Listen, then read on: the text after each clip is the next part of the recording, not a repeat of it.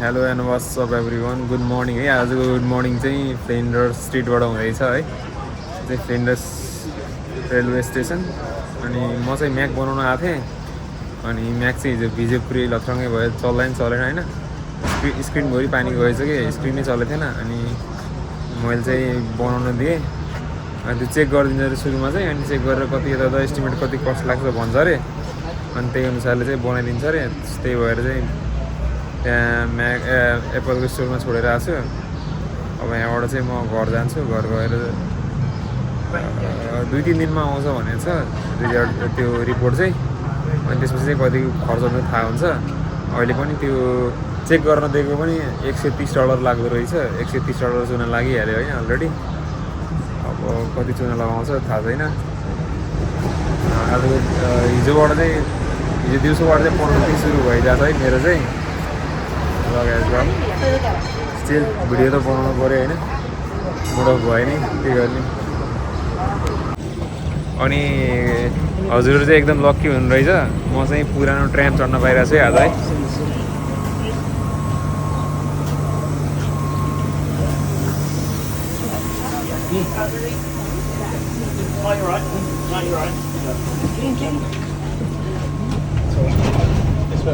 म चाहिँ पुरानो ट्रेन चढ्न पाएँ आज चाहिँ होइन। टक्क हारेछ कि यहाँनिर। अनि यो चाहिँ भित्रबाट यस्तो छ, अलिकति धेरै हल्लिन्छ।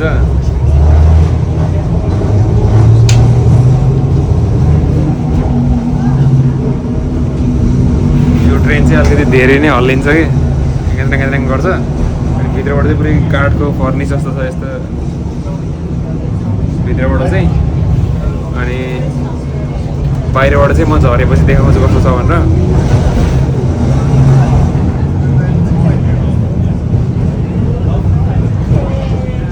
म चाहिँ एक स्टप मात्र थियो है यो ट्रेनको यात्रा चाहिँ।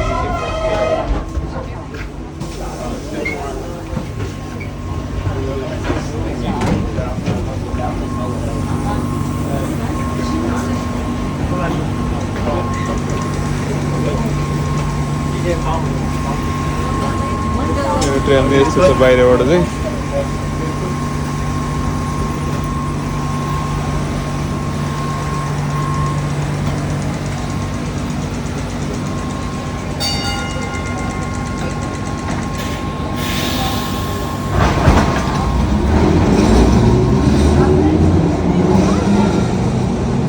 यो ट्रेमहरू चाहिँ धेरै छैन, तर अहिले चाहिँ टक्क कस्तो सन्जोग पऱ्यो क्या, दुईतिरवटा एउटै ट्रेम आइदिरहेको क्या। सन्जोगले चाहिँ दुईतिरवटा एउटै ट्रेम आइदिरहेको क्या। अस्ट्रेलियन लाइफ चाहिँ यस्तै छ है। 1.5-2 लाख हाल्दा म्याक किन्यो, अनि बनाउनुमा 1 लाख लाग्छ है। बिग्रियो भने चाहिँ पैसा कहाँ जान्छ, पैसा जान्छ सबै त्यस्तै ठाउँमा जान्छ है।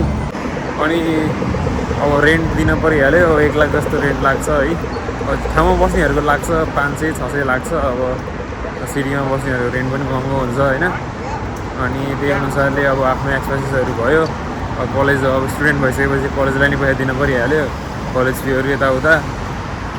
सेभिङ्स भनेको त्यस्तै हुन्छ, सेभिङ्स पनि नहुने होइन। काम मस्त गरिरहेको छ भने चाहिँ सेभिङ्स हुन्छ है। अन्त काम पनि छैन भने चाहिँ त्यही रलिन झलिन नै पुग्छ है। अझै अलिकति धेरै रलिनी झलिनीहरूलाई चाहिँ गाह्रै छ है अस्ट्रेलियामा होइन। म चाहिँ अलमोस्ट घर आइपुगेँ फाइनल्ली। गाई चाहिँ हामी चाहिँ हेडिङ टुवर्ड्स वर्क। काम गर्न जानु पऱ्यो हो, नगरी काममा पुग्दैन खाना भन्ने नेपाली उखान नै छ होइन। म चाहिँ कामतिर जानु लाग्यो। अहिले चाहिँ 2:15 भइसक्यो। मेरो 3 बजे एउटा काम छ, हल्का अब रस गर्नुपर्छ मलाई चाहिँ होइन। अनि आजको दिन चाहिँ त्यही भयो, म म्याक बनाउन गएँ बिहान। अब चाहिँ म काममा जान्छु होला। सबै कुराहरू नि माइकी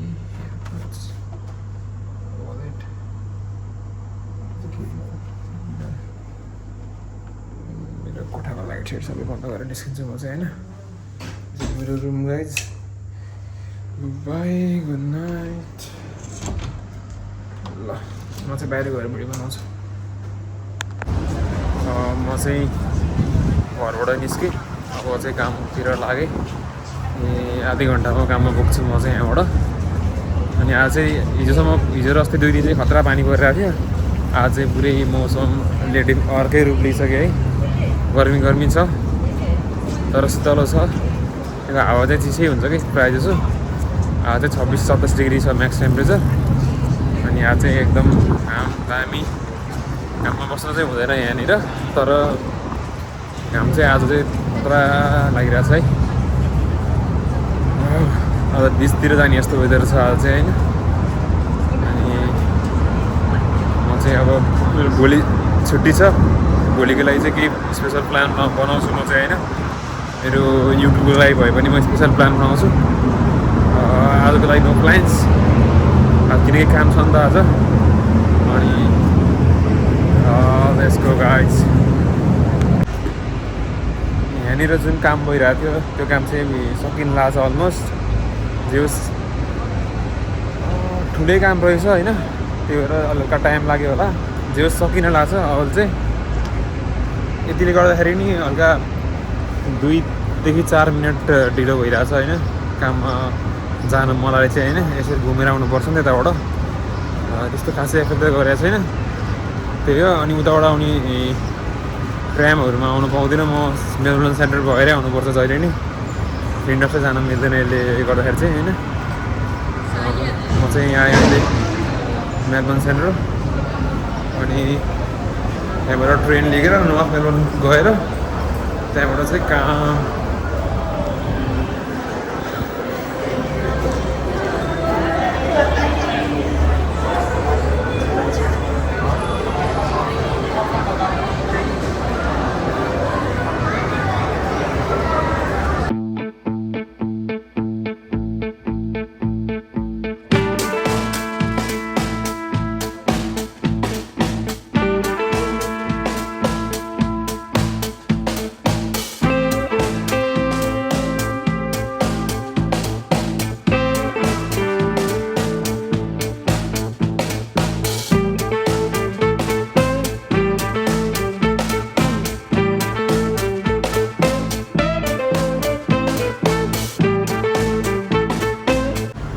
फाइनली म चाहिँ आइपुगेँ एराभिल होइन काममा। अनि मैले चाहिँ आज चाहिँ टाइम स्ल्याब बनाएको थिएँ, त्यो चाहिँ अर्को साइडबाट बनाएको। अस्ति नै चाहिँ मैले अर्को साइडबाट बनाएको थिएँ, आज चाहिँ मैले अर्को साइडबाट बनाएको। अनि म चाहिँ काममा आएँ। मेरो 7-8 घन्टा काम हुन्छ, 6-7 घन्टा काम हुन्छ मेरो चाहिँ। अब आज चाहिँ 9:30 बजे कि 9 बजे बुकिङ छ 16 जनाको। सो आज चाहिँ लेट फिनिस हुन्छ होला, बेसी के हुन्छ है। म चाहिँ काममा आइपुगेको कि बसिङ गाइस। चाहिँ फाइनल्ली काम सकेर घर निस्केको है। अहिले चाहिँ 11:30 पौने 12 भयो रातिको। सबैतिर सन्नाटा छ, सुनसान छ होइन, कोही मान्छे छैन कि बाहिर। सुतिसक्यो। अब काम मैले हिँड्ने मान्छे मात्र हिँड्ने हो बाहिर होइन। स्टेसन पुरै खाली छ होइन। अनि म चाहिँ घर पुग्छु 12 साढे 12तिर घर पुग्छु है। अनि भोलि चाहिँ मेरो छुट्टी छ, टेन्सन छैन। भोलि चाहिँ मेरो छुट्टी छ। तर अस्ट्रेलियामा लाइफ यस्तै हुन्छ कि रातिमा काम गर्नेहरूको 12-1 बजे घर पुग्छ, खानासाना खायो, सुत्यो, 2-3 बज्छ। अनि बिहान उठेर त काम गर्न त म चाहिँ सक्दिनँ होइन। गर्छन् मान्छेहरूले है, निन्द्रा आफ्नो निन्द्रा बिगारी काम गर्छन्। म चाहिँ सक्दिनँ है। अनि त्यस्तै हो, त्यही त हो, दुःख गर्ने। अब पैसा पनि आउँछ काम गऱ्यो भने। अब काम गरेन भने त्यही हो, आफैलाई रलिन झलिन पुग्छ। अनि सबैतिर मिलेको चाहिँ काम बसेको हुँदैन होइन। कहिले केही बिग्रिन्छ, कहिले केही बिग्रिन्छ, कहिले रेस्टुरेन्ट बन्द भइदिन्छ, कहिले के भइदिन्छ, कहिले हाउस दिँदैन। अनि हाउस नदिएर 5 दिन काम गर्न गएको छ, 20 घन्टा काम भएको छैन। अनि आफ्नो 5-6 दिन वेस्ट भइरहेको, त्यस्तो हुन्छ कतिको चाहिँ होइन। अनि फेरि उता सिफ्ट दिइरहेछ, अर्को ठाउँमा काम गर्न झन् मिलेन। पहिले सिफ्टको रोस्टरको फिक्स हुँदैन नि त। सो मेरो चाहिँ ट्रेन आयो है, द्याट्स अल फर टुडे। अनि मेरो चाहिँ ट्रेन आयो, म चाहिँ अब 15 मिनटमा साउदर्न क्रस, अनि 5 मिनटमा घर पुग्छु। Have a good night guys है, किप सपोर्टिङ है। मेरो भ्लगहरू आउँदै गर्छ, अझै राम्रो भ्लगहरू बनाउँछु म। यो त स्टार्टिङ हो होइन, starting of the vlogging career भने जस्तो कि। So that's all for today, good night. I got my train guys, I'll show you the train. Yeah, that's my train. Alright guys, see you tomorrow. Have a lovely night.